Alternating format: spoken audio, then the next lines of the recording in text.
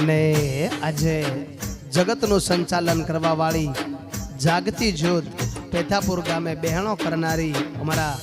Suman ભુવાજીના coder રમનારી હે માં મહાકાળી, જે મહાકાળી માનો પ્રાગટ્ય દિવસ હોય, માં મહાકાળીનો જન્મ દિવસ હોય, અમારા સુમન ભુવાની દેવીનો જન્મ દિવસ હોય અને ખાસ અમારા જયભાઈ ગવડાવતા હોય, માં મહાકાળીનો બર્થડે હોય ત્યારે